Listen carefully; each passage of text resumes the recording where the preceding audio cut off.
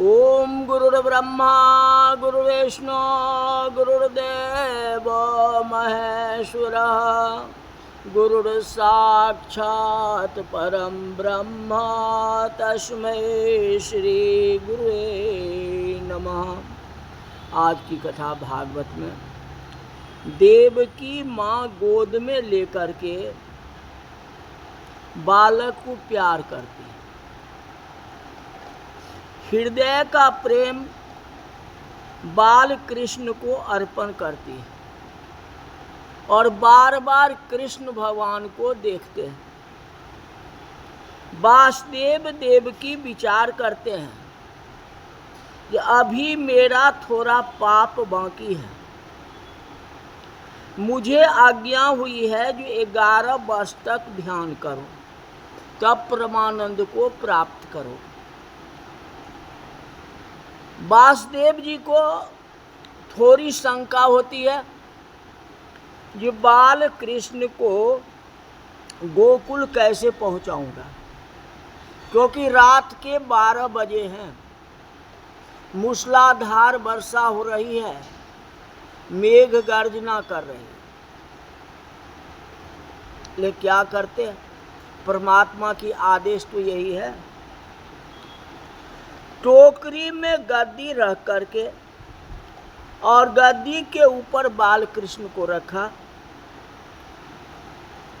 कंस के सेवक जागते हैं, कहते मैं बाहर कैसे जाऊं, आज्ञा तो हो गई, लेकिन आगे तो कृष्ण का कंस का सेवक चौकीदार तो जगा हुआ है, हाँ कैसे जाऊंगा। देवकी जी ने कहा जी अब बालक कोई साधारण नहीं है, ऐसे जान पड़ता है। अद्भुतम बालकम, ये बालक जो है अद्भुत है, ब्रह्मादिक देवों का भी यह पिता है। बाल कृष्ण को आप मस्तक के ऊपर रखो, गोदी में नहीं रखना है, माथे के ऊपर रखो। वासुदेव जी बाल कृष्ण को जब मस्तक पर रखते हैं तो हाथ पैर की बेड़ियां अपने आप टूट जाती हैं। अभी तक तो बेड़ियां बनी हुई थी, जब तक टोकरी में स्थापित किए हैं तो कुछ नहीं हुआ है। जैसे ही माथे पर लिए हैं तो हाथ की बेड़ियां टूट गए, कारागृह के दरवाजे खुल गए। भगवान को जो मस्तक पर रखता है उसका संसार बंधन टूट जाता है। जोग माया का जन्म हुआ है, जगत गाढ़ी निद्रा में है, सभी निद्रा में सोए हुए हैं, कंस के सेवक भी निद्रा में है। देखो बाल कृष्ण को माथे पर रखा, अब वासुदेव जी बाहर आए, मध्य रात्रि का समय है, मेघ झमर झमर बरस रहे हैं। बलराम जी समझ गए जो श्री कृष्ण अब प्रकट हो गए। बलराम जी शेष अवतार हैं, वह दौड़ते हुए आए, अब फनों का छत्र बना दिया। फनों का, सर्प का फन होता है ना, फनों का छत्र बना दिया। अभी तो यशोदा जी को दर्शन हुआ ही नहीं है, प्रथम दर्शन जमुना जी को हुआ। सबसे पहला दर्शन कौन किया?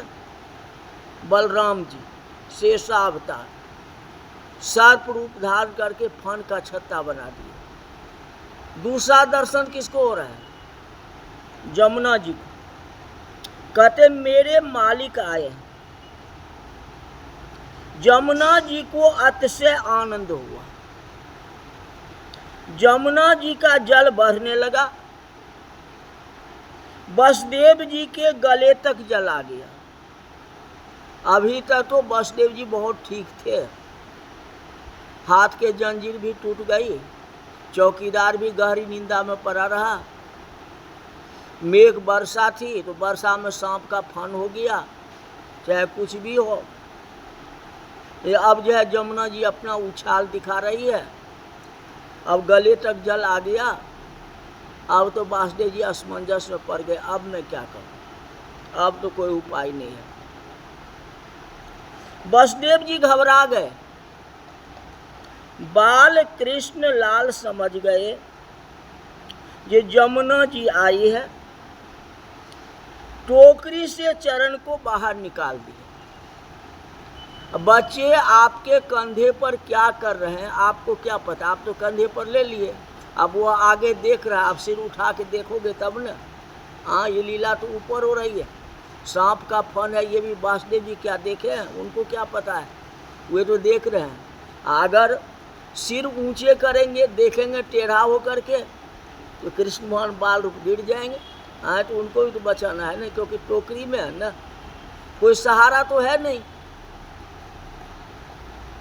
अब भगवान कृष्ण क्या कर रहे हैं वासुदेव जी को क्या पता है, और टोकरी में से जो है पैरों को नीचा कर दिए।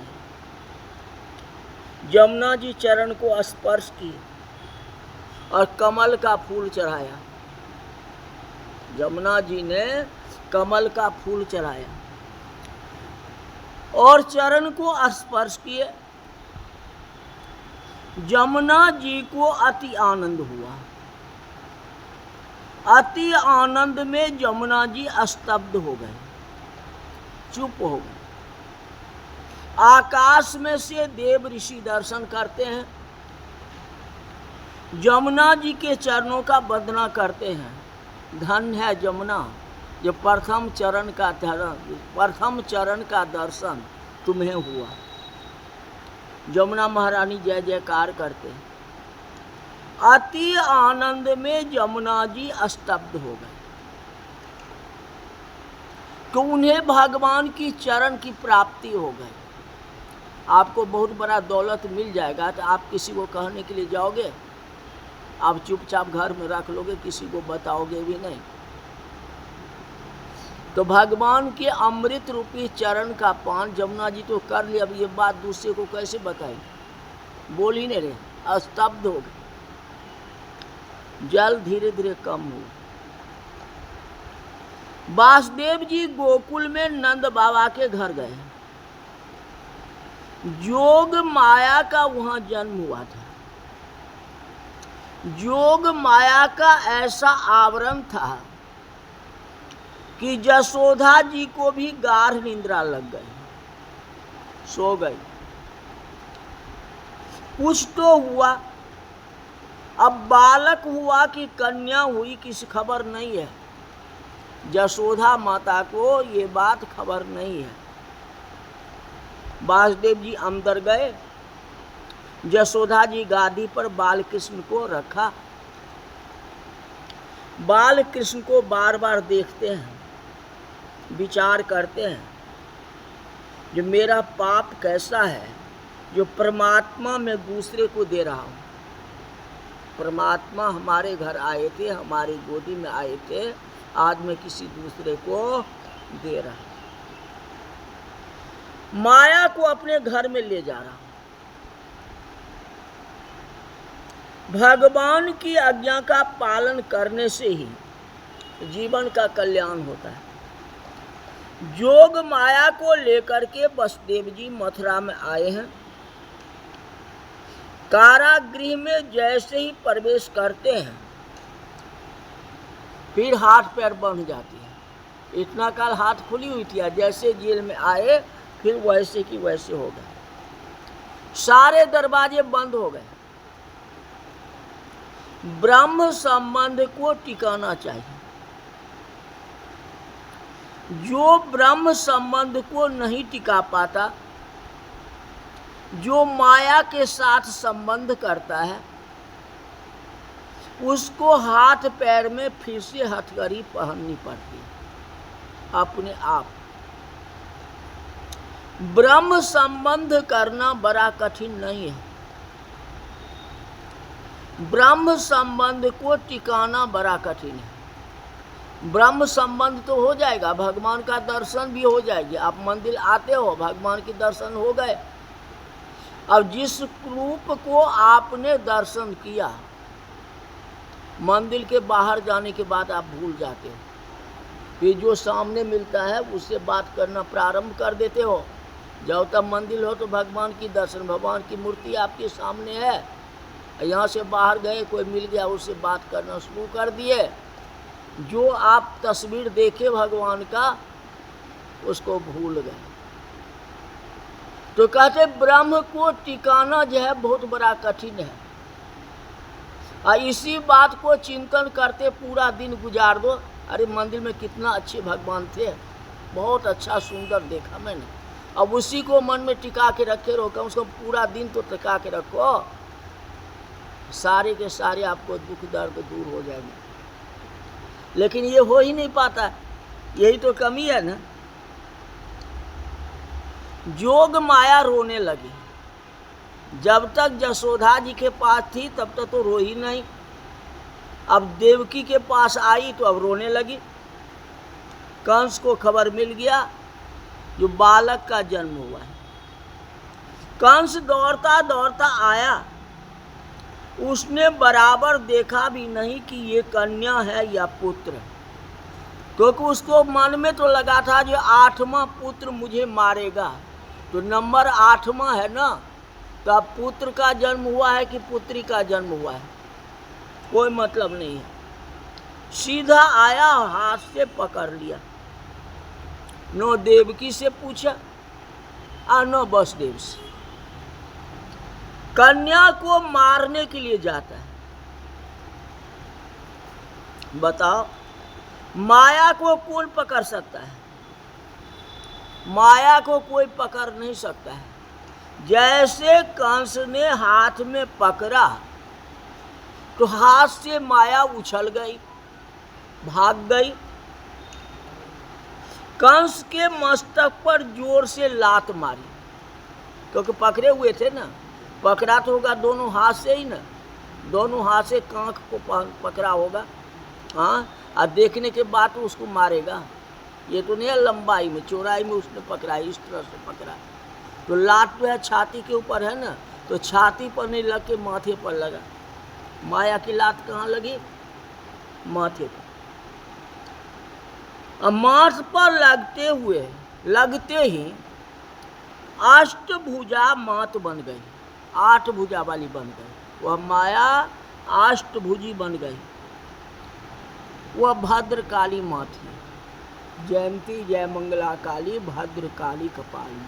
भद्रकाली जो है यही माया है। वह भद्रकाली माँ अंतरिक्ष में प्रकट हुई। वहाँ तो लात मार के ऊपर चले गए, और ऊपर जाकर अष्टभुजाधारी प्रकट हो गई और कंस से कहा कि मूर्ख, तुम्हें अकल नहीं है, तू बच्चे को मारता है। तेरे काल का जन्म तो हो चुका है, जो तुमने सोचा है वह काल का जन्म तो पहले ही हो गया। ये तो बड़ी देवी है, मेरे काल का जन्म हो चुका है, ऐसा कहती। कंस घबरा गया। आकाशवाणी ने मुझे कहा है जो देवकी का 8वां गर्भ है, मेरा काल है। ये तो देवी है। जमाना बदल गया, अब आकाशवाणी भी झूठ होने लगी। मैंने आकाशवाणी में विश्वास रखा था, यही मेरी भूल हो गई। कंस वसुदेव और देवकी को प्रार्थना करते हैं, मैंने आपके साथ बहुत गलत किया, मैंने अपराध किया। जिसके लिए अपराध किया उसका तो जन्म हो चुका है, मुझसे बड़ी भूल हुई, मैं आपसे क्षमा मांगता हूँ। आपके बालकों का आयुष कम होगा, इसलिए मेरी बुद्धि बिगड़ गई थी। मतलब जिसकी आयु जितनी लिखी है उतना ही होगा ना, हो सकता है। वही कंस ज्ञान वाली बात कहता है। कहते आत्मा कभी मरता नहीं है, ये पंच भौतिक शरीर है जो नष्ट हो जाता है, उनकी आयु उतनी ही होगी। आत्मज्ञान की बात करने लगा। वसुदेव देवकी को वंदन करके क्षमा मांग करके कंस अपने घर को चला जाता है। कंस अपने घर को चला जाता है। अब नंद महोत्सव की तैयारी है। यहाँ तो हो गया यही तक की कथा। अब नंद महोत्सव की कथा कल बताएंगे नंद जी के घर में। आज की कथा यही तक रही। बोल वृंदावन बिहारी लाल की जय। हरि ओम।